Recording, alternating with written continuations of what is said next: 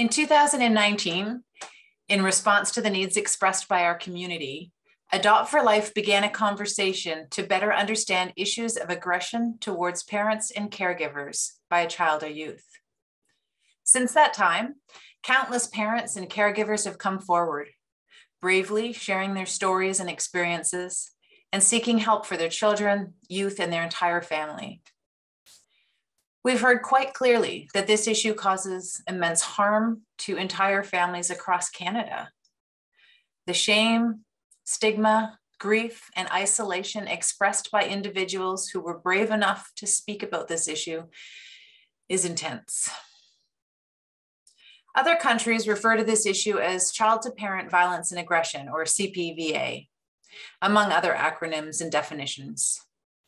When we began this conversation in 2019, we used the term CPVA as a starting point in effort to bring the conversation to light.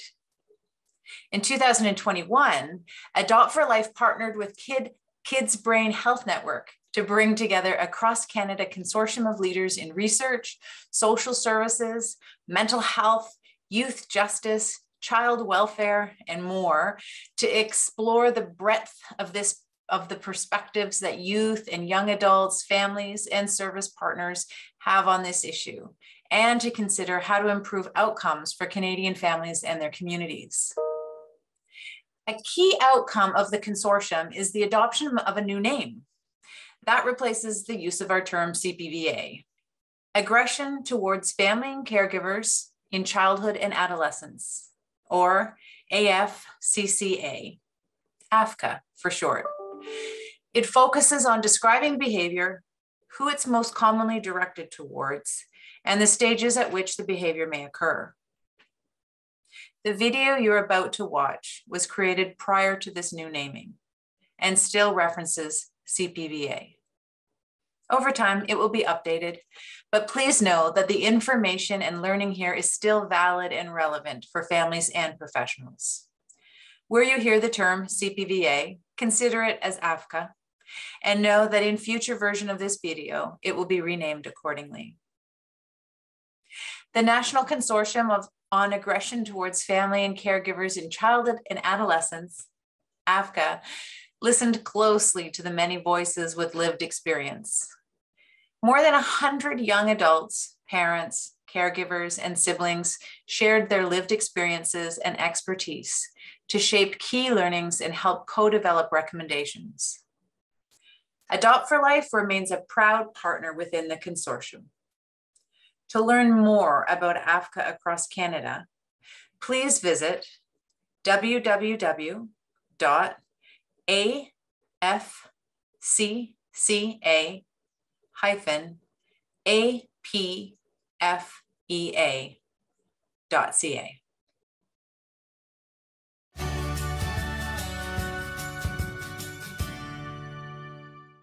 Hello, my name is Rebecca. I'm here in Toronto with my colleague. Hi, I'm Lori from Ottawa. And we are really excited to be here today because we have had this subject matter mean so much to us, and we believe it to be so important. And we're really glad to be here to share with you about our experiences and learning in the area of child-to-parent violence and aggression. Lori and I are both adoptive parents, and in fact, we have worked for an organization, Adopt for Life, which is comprised of adoptive, kinship, and customary care parents, or people who are touched by adoption. So we are part of a working committee on child-to-parent violence and aggression. We shorten that to CPVA. And Adopt for Life is initiating this as a not-for-profit organization. We support, at Adopt for Life, we support people considering and preparing for adoption and other permanency plans across Ontario. So our community provides peer-to-peer support, education, advice, access to resources, and referrals to experts. We also work to raise public awareness of key issues that matter to adoptive, kin, and customary care families. And we advocate on their behalf to decision makers. So for the last 6 years, Adopt for Life has walked alongside adoptive, kin, and customary care families as peer-to-peer support. And we've been working regularly with families who experience CPVA in their homes throughout the years. But it was actually a member of Adopt for Life, a member of our community, meaning who was living with it, that introduced us to the label CPVA and the literature that already exists in the UK and in parts of Europe. And our hope today is to introduce you to it, either as a practitioner or as a parent, so that we can share the information that we've acquired and what we've found to be helpful with our families, so that you can start living it and experiencing it as well. So we're hoping, well, what we're planning to do is we're going to focus on two key areas today. First, we'll introduce you to the topic, right? So what is CPVA? What's the age of onset? What's the impact on the family? And then we will introduce you to some tools and some strategies. So we hope that these will be helpful. They're things that we have learned along the way. And we'll finish by giving you a bit of information about where we're headed from here and how you can be a part of it. So CPVA is actually recognized as the most hidden, misunderstood, and stigmatized form of family violence now. In some countries, they've included it in the definition of domestic violence, but here in Canada, we're really sitting at the front end.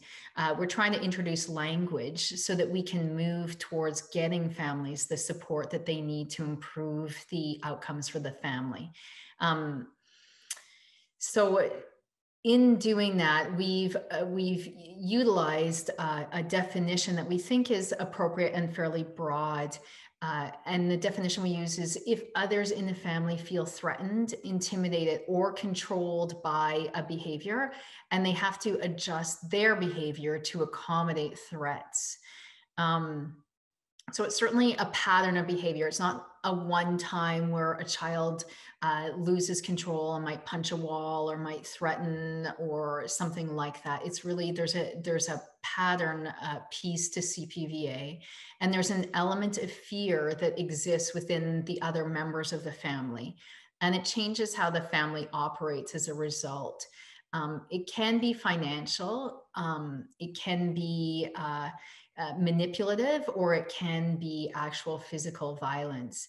And it can impact either children as young as age 3 or adolescents. So really a child can use CPVA or adolescents. In some of the literature, in some of the earlier literature, there's a lot of words around intent and purposefulness.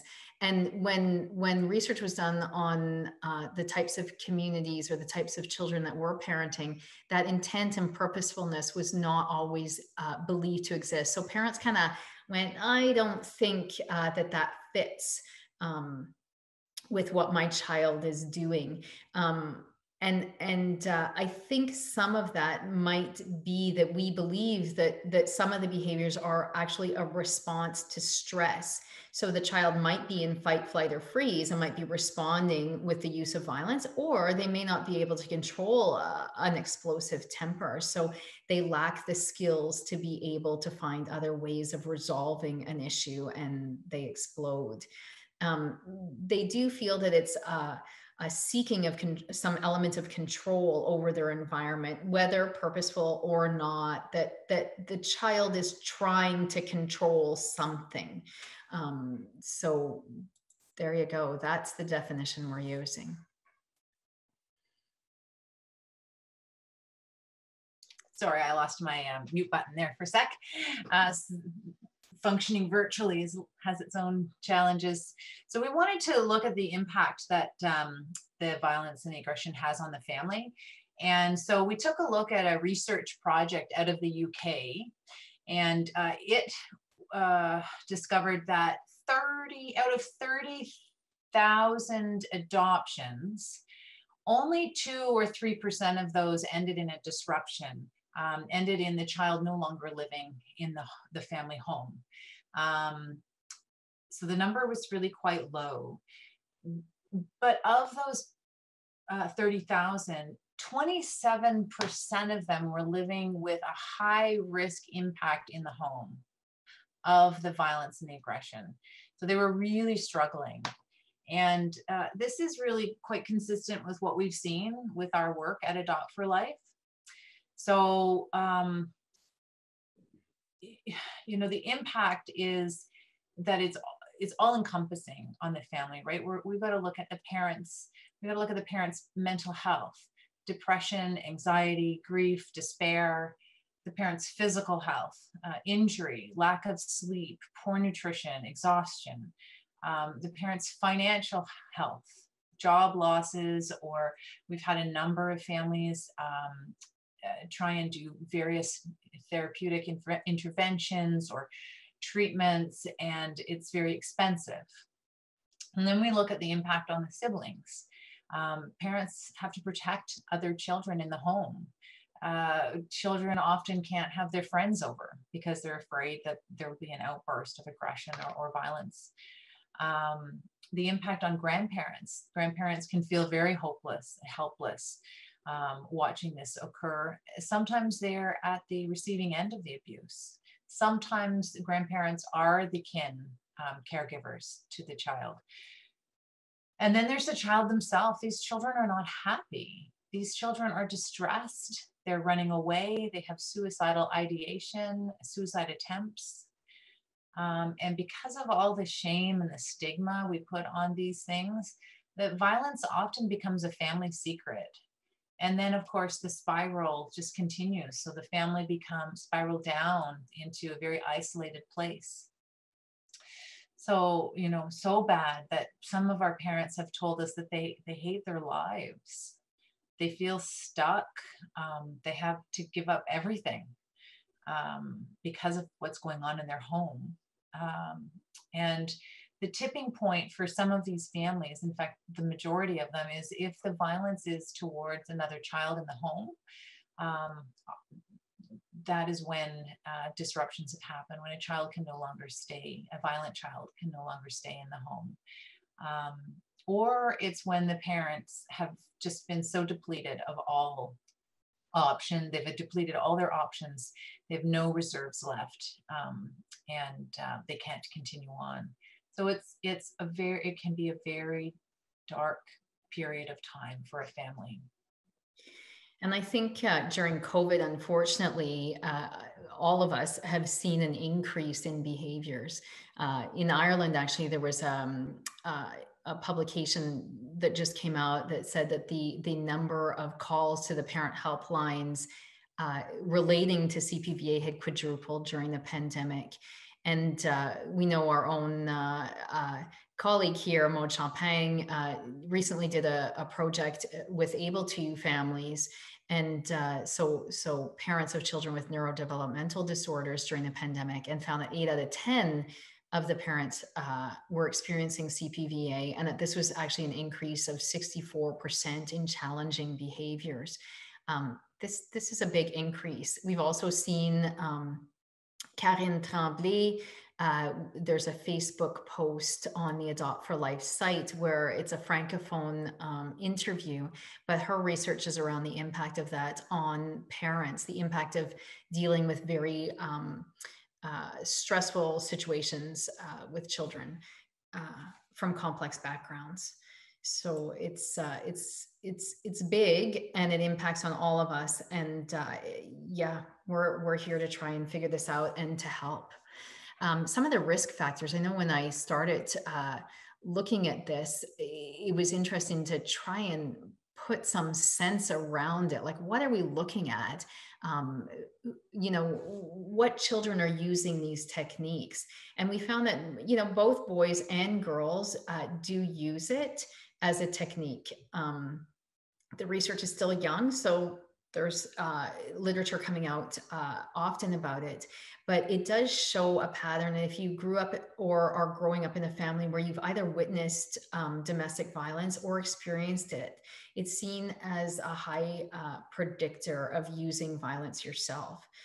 Early experience of trauma or neglect are high indicators. They mention older child adoption, and we think they think that that's because at the height of toddler, the height of toddler aggression at the age 2 is when children learn to manage their feelings or emotions, self-regulation through a parent. But if our children were in unhealthy environments at that point in their life, that window may not have naturally happened. So they were basically using methods that aren't as functional for them. There's autism and ADHD, and children with FASD who have difficulties with concentration, processing information, regulating mood, expressing needs. There are also children identified as having intellectual delays. So for sure, this is not solely an adoption issue, but you can see from the list, a lot of us are parenting children who come from the backgrounds outlined in this slide. So we do have a high percentage of our population that are living with CPVA in their homes. It's also important to highlight that just because children have experienced these things doesn't mean necessarily that they will use violence as a technique of control, but it is there, and it does predispose or explain some of it. Mm-hmm. And so we wanted to just include this slide around the age of onset. As you can see here, we've got 80% of parents seeing the violence and the aggression right from the beginning. So whether that's the time of placement or very early on. And as you might imagine, as the child grows older and larger and things become more entrenched, it's harder to deal with. So, the highest prevalence of the violence was between the ages of 6 to 9. But there's lots of examples with younger kids. 20% of the parents saw this at puberty. So they might have had a great relationship with their child up until puberty, and then it was as if a switch went on, and all of a sudden aggression and violence were something they were experiencing directed towards them in their home. And we don't know yet, is that hormones, is that the onset of mental health issues, but that is 20% of the experience. So one of the pieces that does say a common experience is that it occurs most often in children that have difficult accepting comfort or have more difficult temperaments at the younger ages. Yeah, and many of the parents that are experiencing this in their home have identified as feeling a sense of guilt or shame when their child is violent or abusive. And so they're not really sure how to go about getting help. Some of them have been asking for help and report that they just aren't treated seriously, or are told that it may change over time naturally. And so they just give up on asking. A lot of them worry about reporting their child's behavior to either CAS or to the police. They're afraid that it's going to make things worse for them. And the other problem that we run into is that therapists have little training in how to be helpful here in Canada. So there isn't really any specific specialized intervention programs as of yet. I imagine that will change over time. The therapists that we've spoken with and the professionals have been so supportive, and they've been feeling a sense of helplessness as well. So it's almost like once you start getting language around it, people know it exists and people want to be part of the solution. It's just before we had language, it's hard to really find a way to talk about it. So it's important for us today to start the conversation of breaking the silence and to get this out of being a hidden issue, so we actually can talk about it in a safe environment, come up with some shared definitions of what it looks like for us, and hopefully some interventions that can help move us forward as a healthy family. So there really is this, what can we do? There really is a societal expectation that we ought to be able to control our children. I mean, it's kind of fundamental in our world here. And the fact is that early trauma doesn't just go away because our children are now in healthier environments. And certainly the longer a child has used violence to achieve some need, the more entrenched that behavior becomes. So, one of the things that was mentioned and makes a lot of sense is sometimes we're telling them, we're not disclosing that there's a possibility that they might see CPVA in their family. So, a newly adopted family, they start seeing some behavior and they're told that maybe the behaviors will sort themselves out, or with proper attachment, this might change. Um, and the parent doesn't really know what to do with it. So we may be missing an opportunity to help that family be successful by keeping it quiet. And as someone who's living with it, it's really important for you to find a safe place to talk about it. If you've been living with it for a long time, or whether you're starting to get a little bit anxious that it might be turning into some sort of a pattern of behavior, for sure, there are starting to be more safe places to mention it. One is, of course, Adopt for Life. You can speak with FARP. You can talk to a professional, even if they don't have the language, maybe helping them develop that language, or putting them in touch with us as well. It's not that we have all the answers, but it's a matter of opening that conversation so that we're hearing from families that are experiencing it and helping brainstorm about possible solutions. And so, yeah, I guess what we can do is take a look at what parents need, right? Like that's something we do know. And so, we want to just discuss a little bit about that. They need to be asked directly, is there violence in your home? To be listened to without being dismissed when behaviors are shared. And they need to be supported. Safety plans, team approach, documentation, finding respite options. So let's just explore those for further a little bit. So with asking, if you're a parent listening to this, we're hoping that by listening to what we're asking of professionals, it will empower you and give you an idea of what you can be demanding, what you can be asking of professionals, of friends, of family. Disclosing violence is an important start, and we want you to have a place to do that. If you're a professional, if you are a professional, ask the parent if they are experiencing this. Open up the top of a conversation. Give the parents a safe place to talk about it. Remove the shame and the blame.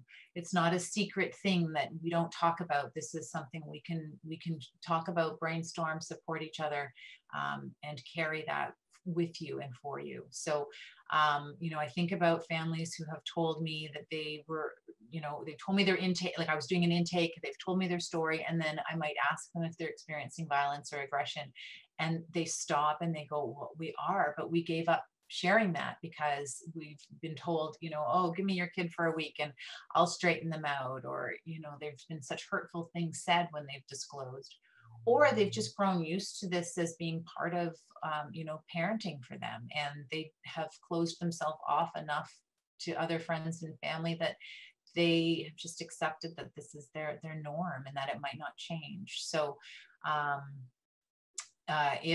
if we're going to explore further and find out more, asking the physical injury, is there any? What are the negative impacts to your mental health?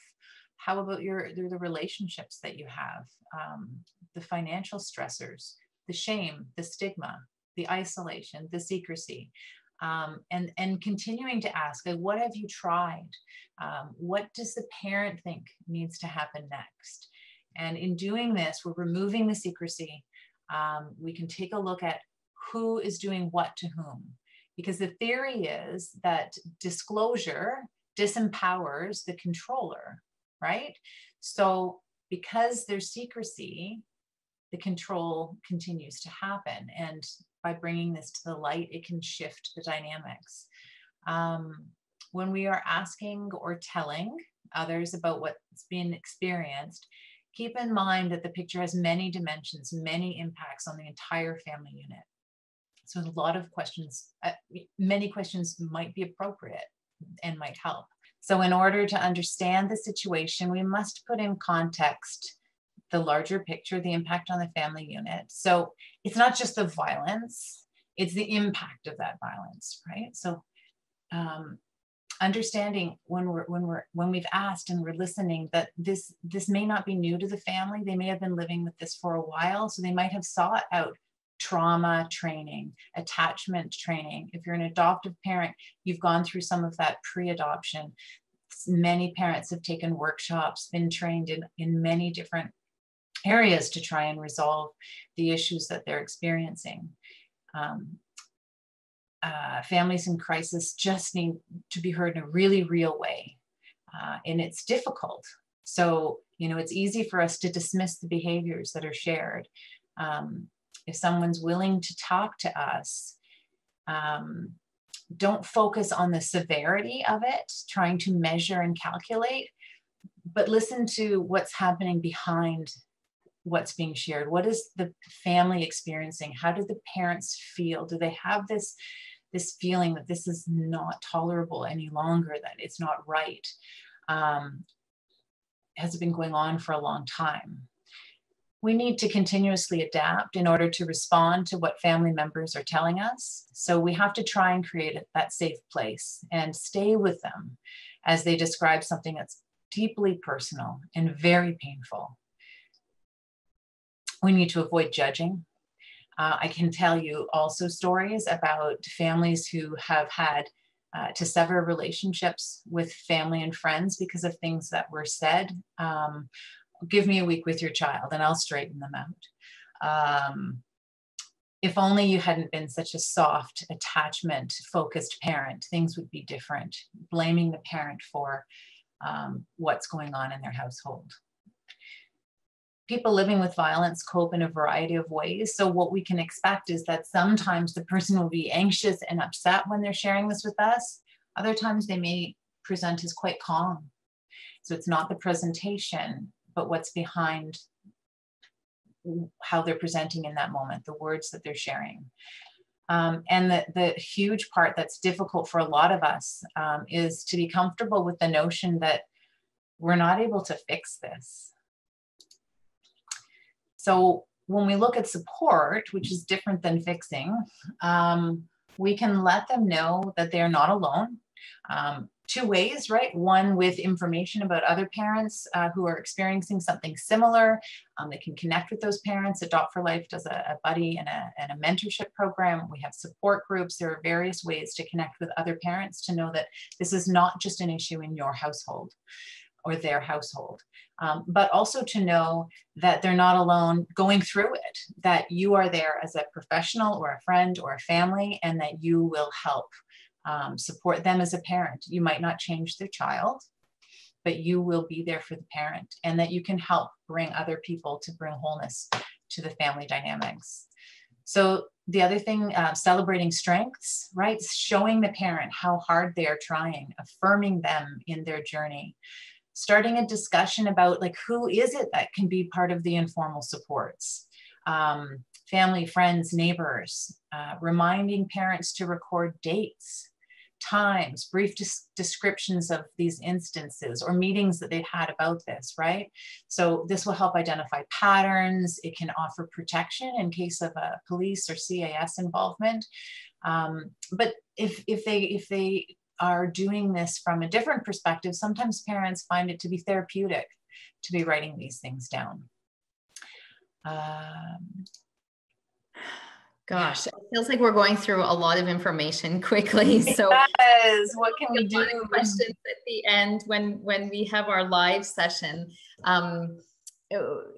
Yeah, I mean, the issue of safety and control keeps coming back as well.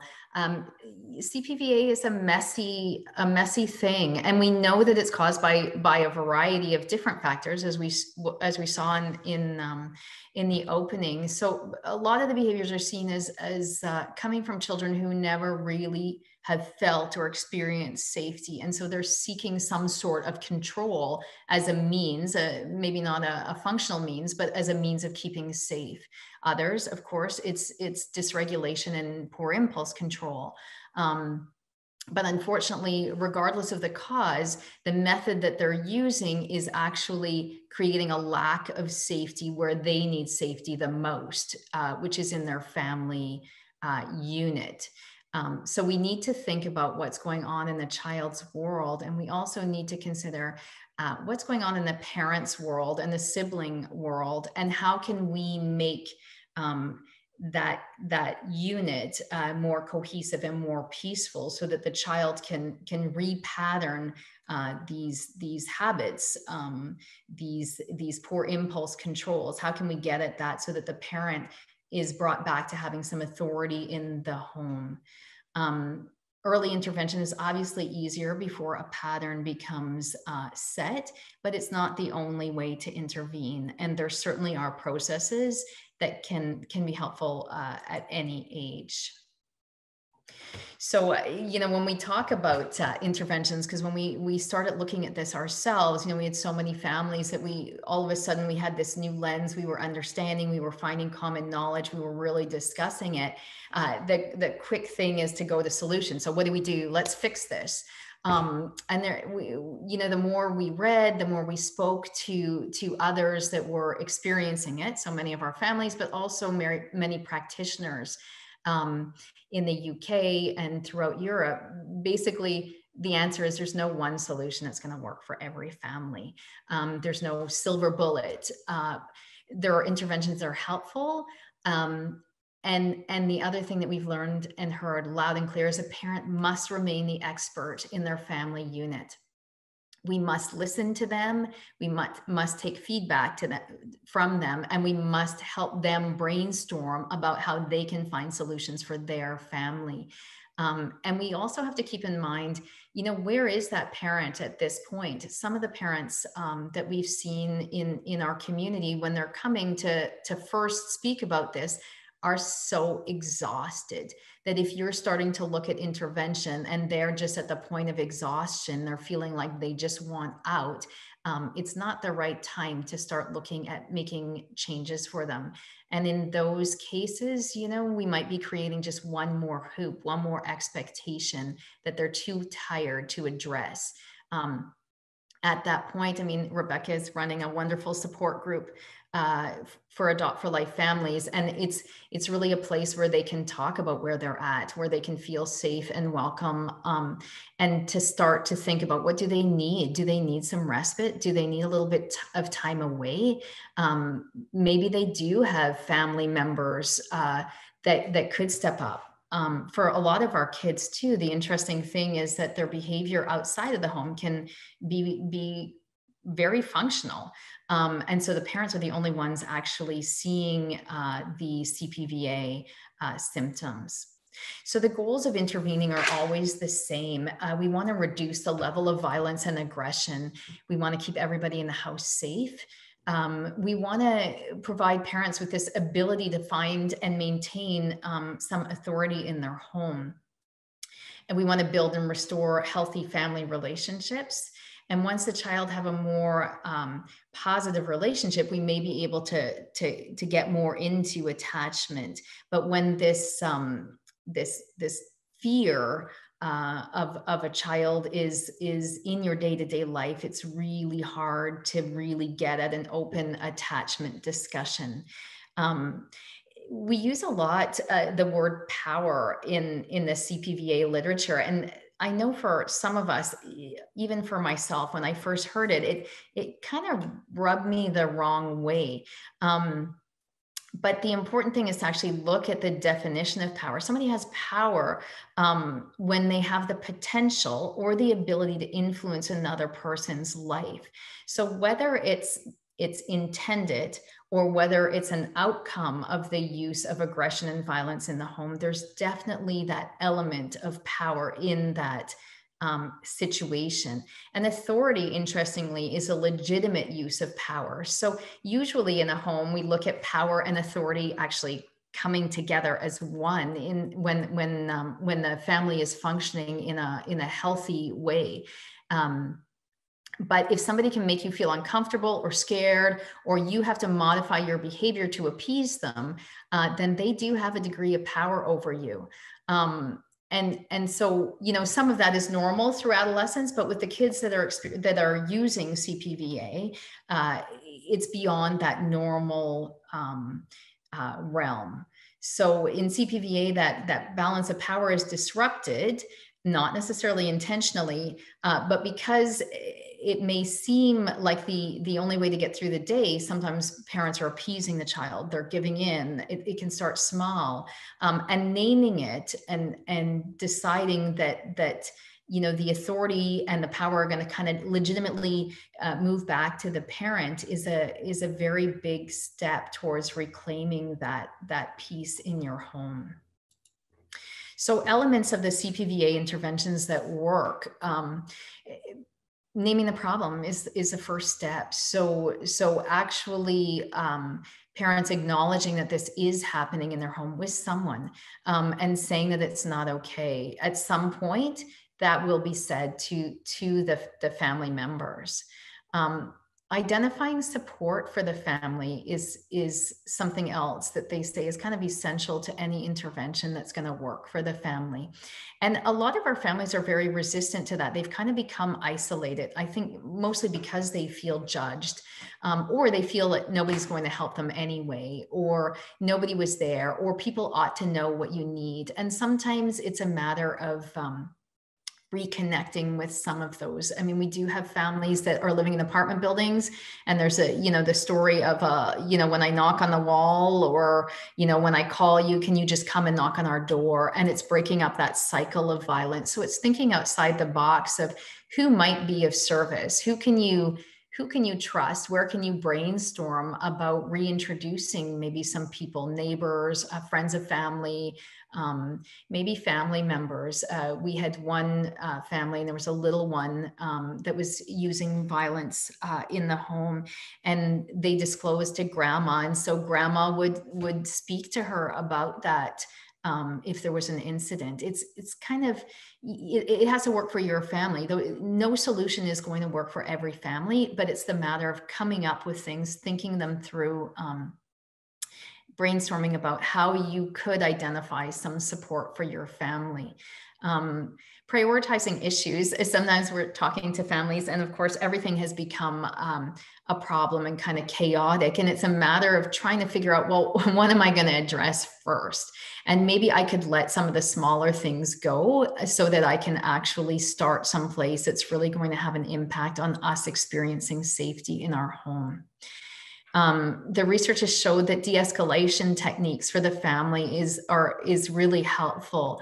So family members kind of refuse to be drawn into an attempt to build tension.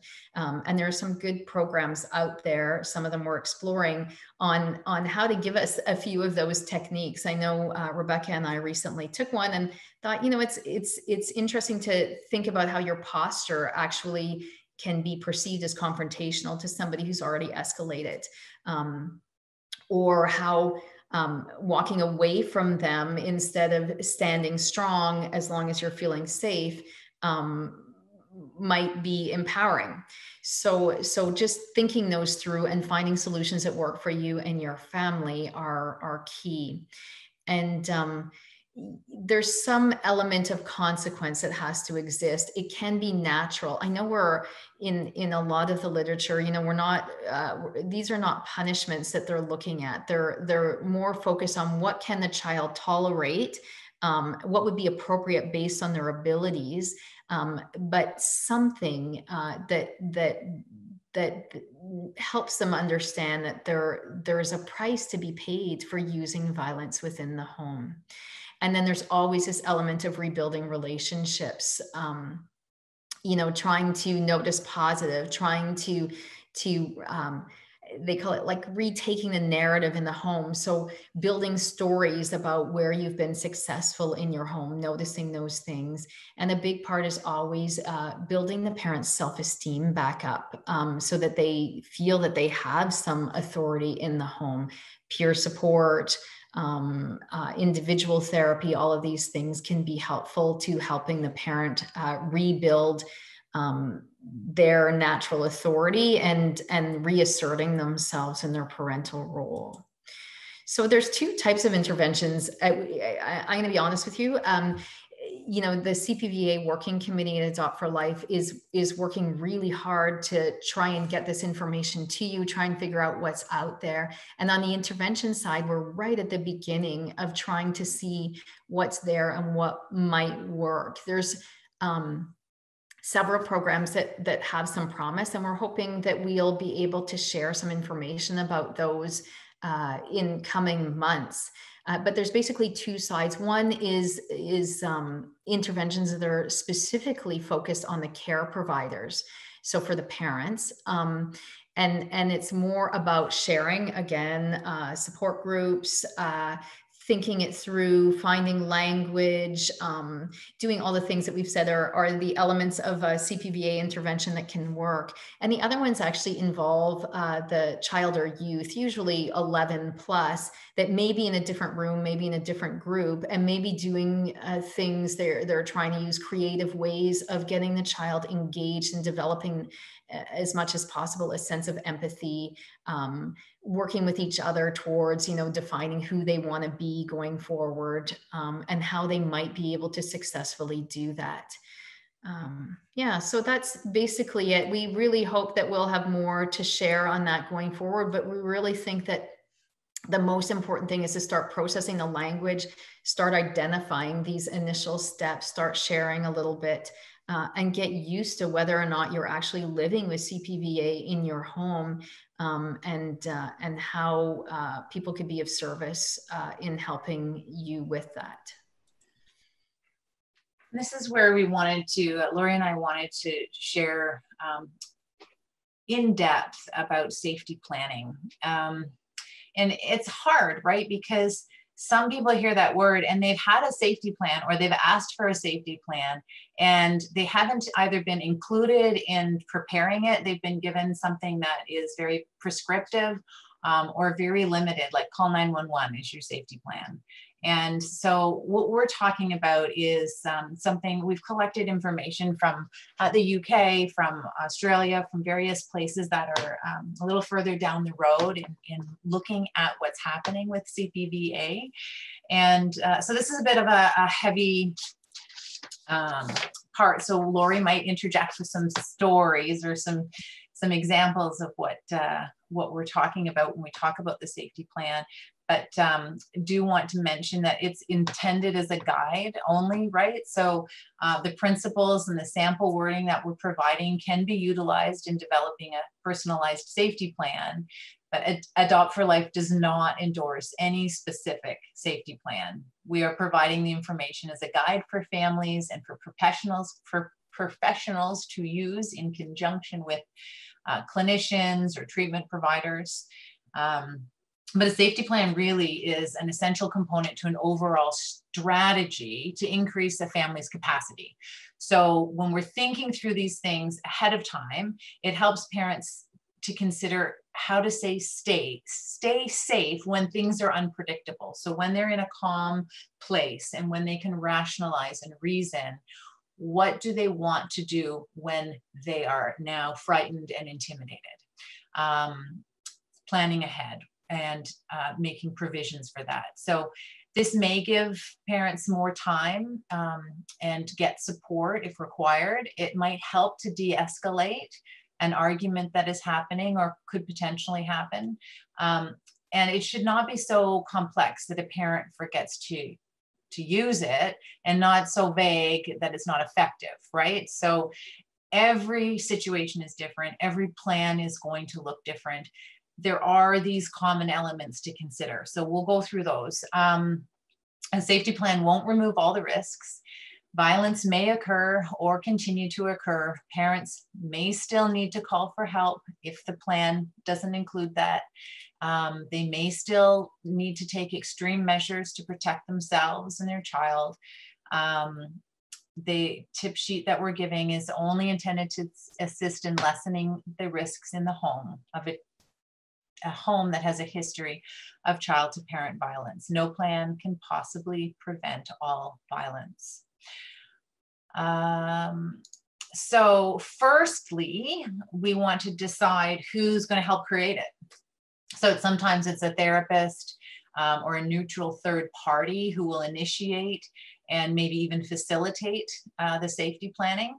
And that can help to avoid triggering any or all of the family members. Secondly, we want to decide who else is going to be involved from the family. It could be helpful to have all children in the home in some capacity involved. Once again, all of this is individual, things to be considering. Create a safety statement for all family members. This can be really simple. This can be something like, everyone in this family has a right to safety. Describe how the child appears in all emotional states. So planning can help put the incident in context. So include when the child is calm, anxious, attacking. What's generally been helpful when the child's in this state?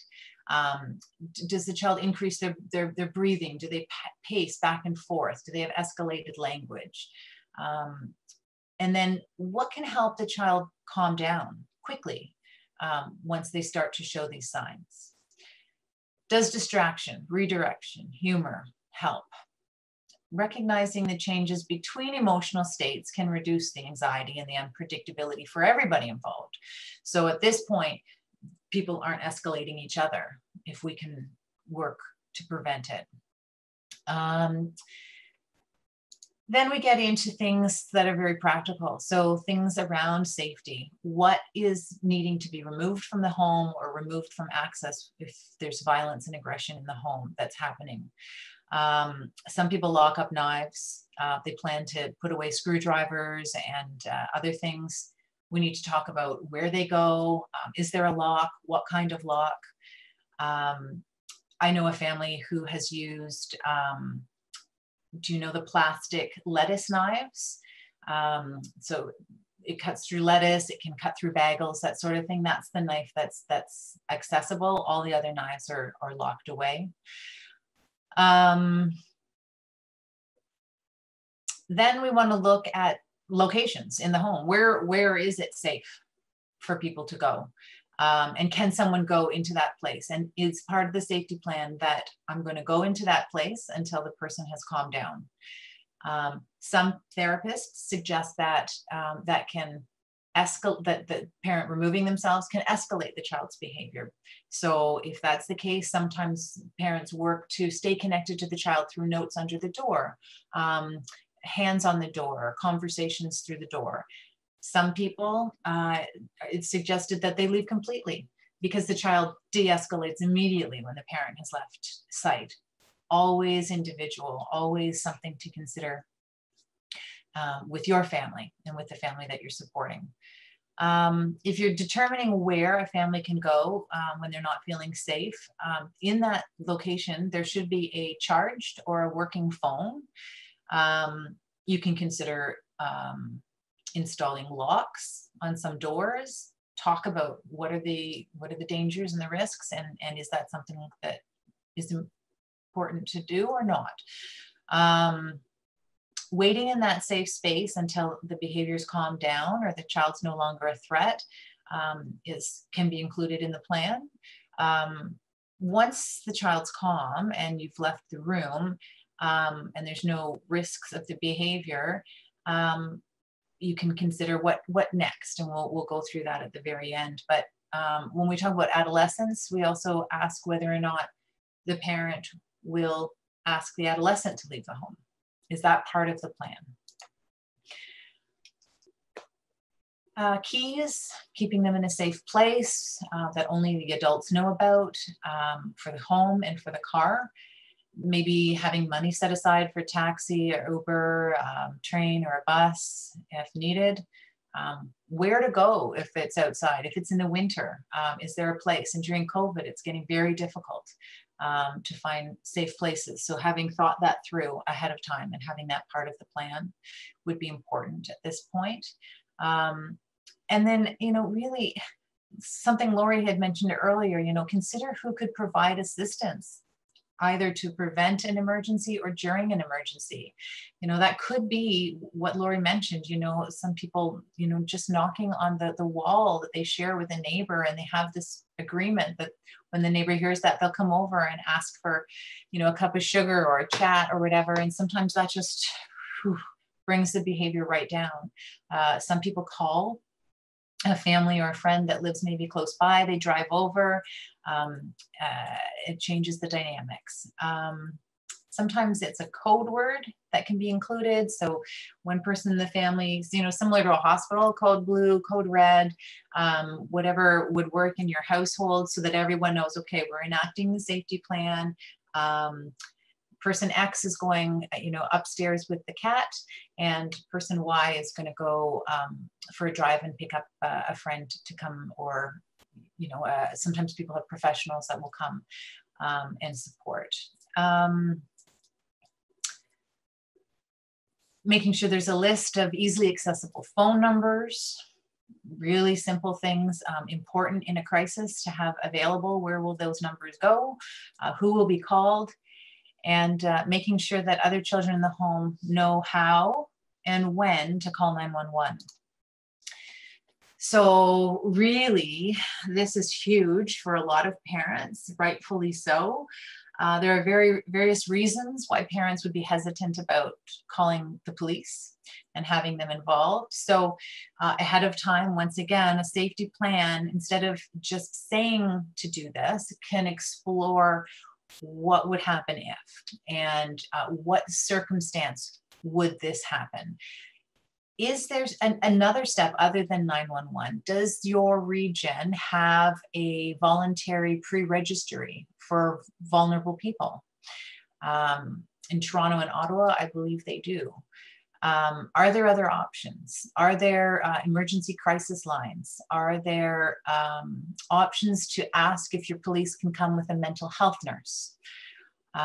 Discussing this ahead of time and acting intentionally rather than reacting in the moment without having, given the thought and support from others as to how to proceed. If a phone call is going to be made to the police, perhaps having a script saying, my child is not safe right now. They're a sexual assault survivor with FASD and trauma. They look 18, they are 14, they have a developmental age of 7. Having that script could expedite communication and be very clear when you're making that phone call. So after all this discussion, communicating the plan to family members, we can consolidate that into simple and concrete words. So that can be this, so the safety plan can be 1 page long. It can say, everyone in this home has a right to feel safe. And then it can talk about taking space. When X feels angry, they are going to go outside for a walk. They're going to go to their bedroom and jump on the mini trampoline. And then if X doesn't do this, the adults in the home will do this. Other children will do this. And these are the help numbers, and this is how we call for help. It can be quite simple. It's the conversation and the preparing of the plan that is really quite critical in developing one that families will get help from and will be useful. It's not meant to be, it's meant to be fluid, right? Something that we come back to, we discuss, we tweak, we improve, we use as a place to jump off in terms of dialogue and reflection from others. One thing I didn't mention was documenting things after an instance. So the time it happened, what the circumstances were, and if police are involved, or if there was a meeting about it. And so this can help protect the parent. It can also help take a look at patterns. And another part of safety planning, it's another thing that I think we wanted to mention was, having the numbers of a lawyer available in case the parent if there's false allegations against a parent, that you could have that, and then your supplementary notes available in extreme circumstances. So if we were live with you right now, we would be saying, how is everybody doing? Mm-hmm. And that's a lot of information. And some of our parents that really have said, well, it's never going to happen again. you know, they've called and they're disclosing this, and they say, oh, it was a one-time only. My answer is, having a safety plan isn't going to make this happen again. It's going to give you a sense of how you can execute if it does happen again. So it's a headspace to get ourselves into, that preparing for something to happen does not make it happen. It's almost like having a fire exit routine for young children. You know, it doesn't mean you're going to have a fire in your house. But certainly if there was, at least people would know what to do. And I think what our families have told us is, by actually going through the process of thinking, okay, we own this, this is ours. We can get help explaining it to our child. They might be concerned that they're going to trigger the child by involving them in the discussion. Therapists are very, very helpful in that. Having that discussion with a third party, especially a therapeutic third party, can really be of service. But the point is just thinking about what will I do if this is more empowering if something does occur. Not that you can anticipate everything. Okay, what our community has been saying that they want people to know. So, you know, over the last, I would say, year, we've been talking to parents. We've been using this language. We've been trying to hear from them so that we can model this program to reflect them. I mean, we are parents, and we're here to help parents. So it's really important for us to hear the voices of the community in this. But parents have said things to us like, we need to be heard and we need to be believed. And please don't focus only on our child. Our child lives within an ecosystem, and for our child to be healthy, we all need to be healthy. And the other thing is, we've all been educated in trauma and attachment. We bring skills to the table. Help us take them seriously. We help add, make sure that the empowerment is in the proper place, which is, we want to empower that family to be as healthy as possible.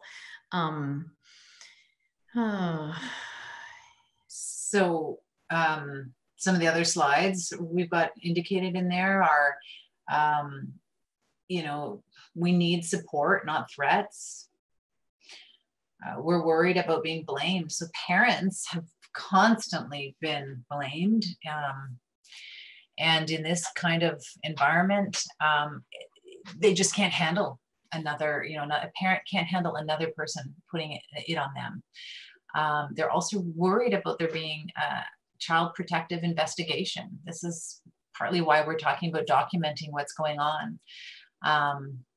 It's a big worry. If people don't understand the phenomena, they don't know how they're going to respond. Some parents want us to know, and people have told them they're going to grow out of it. And that's not the case. Without intervention, some people do improve, and yet it's not just because they've aged out of it. Please don't assume that you know how to help. And so, you know, some of our families are saying it's okay that you don't know what to do, but don't put on this cloak of knowledge that will keep me from actually knowing what you can offer. Like, just tell me that you don't know. And I think too that I think I'm going to interrupt you for one sec, Rebecca, because I've heard from many families too saying, you know, that when they do disclose, it's almost like they haven't said anything. And I believe that what's happening, I've certainly felt that way too. Like, oh gosh, as somebody who's support, I'm supposed to know how to help them. And what I've learned is I may not, and it's okay for me to say, you know what, I'm here, I'm listening. I might not have a solution for you, but here are some things I've been thinking about, or here are some things I might be able to contribute. How do you feel about receiving those thoughts? It's really got to be a team piece. Mm-hmm, mm-hmm.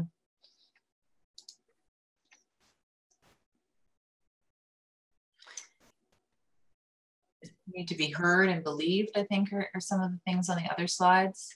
Yes, and one of the things that the parents have been saying is that peer support does actually work, and I think we're hearing that through Adopt for Life, private Facebook page, and the parents are actually starting conversations, and it's slow because that trust doesn't just come easily, but they're feeling relieved at the fact that they're not alone carrying this weight. So peer support really does work. And so does a multidisciplinary approach. So it's not, it's not like therapy is going to fix everything. It's partially the safety planning. It's partially building the community around you, reintroducing some support, some self-care for the families, being able to get away. One of the things that really struck me as an adoptive parent in the first couple of years was my inability to safely just go away and leave my child with somebody else. And I think that lack of being able to get a break and then added on that the complexity or the amount of time that goes by really wears on people's ability to cope. Mm-hmm. And some parents, we've included a blurb in here saying, we know we need respite, but please help us find it. So, yeah. Right? I mean, people can tell you all, till they're blue in the face that you need to get away, you need a break, you need to practice self-care, which is a whole nother discussion. But, self-care doesn't have to look like going away for a weekend. But if you do need to go away for a weekend and you need that, it's really frustrating to have people tell you you need it all the time, but nobody offering to help you figure out how to do that. And when we go back to the peer support stuff that Lori was just talking about, you're really good at that, Lori. You've been able to bring me in or other people in and just brainstorm, right? We've been able to sit with parents and say, okay, what can we do? What's missing? And Lori's personality, my personality, even though we're in the same role, we bring different things to the table. So, having a collective conversation can help with that. Yes. So what are we doing at Adopt for Life? I mean, some of the things that we've started, of course, is this working committee where Rebecca and myself sit. And we also have a parent on this working committee with us who's experiencing CPVA in her home and is very blunt about what she feels would be helpful and what she wouldn't. So listening, we're trying very much to listen. We do have a private Facebook page for our members that are experiencing CPVA. We also have an online support group that Rebecca is facilitating. And there are small, intimate groups at this point where parents are actually talking to each other, doing a little bit of healing and also a little bit of brainstorming. We also are beginning a research project with a researcher from the University of Ottawa, which we're delighted she's taken on that role to look at prevalence in Canada. So you will be hearing about that undoubtedly. We will have questionnaires and she'll also be doing interviews so that we can start getting a real sense of what this looks like across Canada. We're also bringing some of the supports, we're looking at partnering to look at various